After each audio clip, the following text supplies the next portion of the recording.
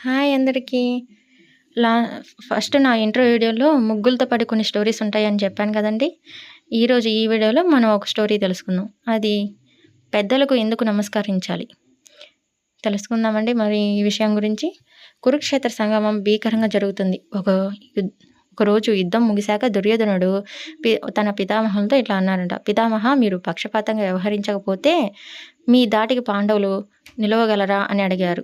దానికి భీష్ముడు బాధపడి రేపటి పోరులో పాండవులను చంపి తీరుతాను అన్నాడు. దుష్ట చతుష్టయం ఆనందించింది. కానీ భీష్ముడు సామర్థ్యం తెలిసిన పాండవులు ఈ ప్రకటన విని కలవరపడ్డారు.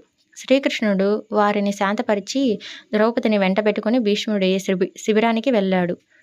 వెళ్ళగానే భీష్ముడికి సాష్టాంగ నమస్కారం చేయమని ముందే సూచించాడు. ఆమె అలాగే చేసింది. భీష్ముడు అఖండ సౌభాగ్యవతి భవ అని ఆశీర్వదించి చిరునవ్వుతో అమ్మ, కృష్ణుడు వచ్చాడు కదా అని అన్నాడు. ద్రౌపది అవును తాతయ్య, శిబిరం బయట ఉన్నాడు అనడంతో భీష్ముడు బయటకు వచ్చి, నీ శక్తియుక్తులు నాకు తెలుసు కృష్ణ, ప్రతిజ్ఞ కన్నా దీవెన ఉన్న శక్తి చాలా ఎక్కువ అన్నాడు. సరే, నేను పాండవుల జోలికి రాకుండా ఉండేందుకు ఇలా చేయండి అంటూ ఒక మార్గాన్ని సూచించాడు. శ్రీకృష్ణుడు ద్రౌపదిని వెంటబెట్టుకొని బయలుదేరాడు. చూసావా, భీష్ముడికి నమస్కరించడం ద్వారా నీ భర్తలు జీవితాన్ని పొందారు. ప్రతిరోజు భీష్మ, ధృతరాష్ట్ర, ద్రోణాచార్యులు తదితర పెద్దలకు సదా నమస్కరిస్తూ ఉండమ్మా అని అన్నాడు శ్రీకృష్ణుడు ద్రౌపదితో.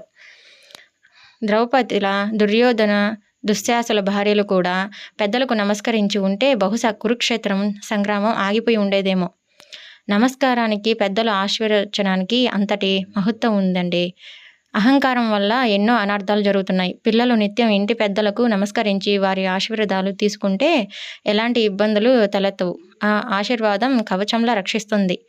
అంతేకాదు, నమస్కారము ప్రేమ, క్రమశిక్షణ, గౌరవం, సంస్కారాలను నేర్పుతుంది. కోపాన్ని తొలగిస్తుంది. కన్నీళ్లను కడిగేస్తుంది. బంధుమిత్రులను దగ్గర చేస్తుందండి. మరి ఈ వీడియోలో పెద్దలకి ఎందుకు నమస్కరించాలో మనం తెలుసుకుందాం కదా. మరొక వీడియోలో మరొక స్టోరీ తెలుసుకుందామండి. మరి ఈ వీడియో నచ్చినట్లయితే లైక్ చేయండి, షేర్ చేయండి, సబ్స్క్రైబ్ చేసుకోండి.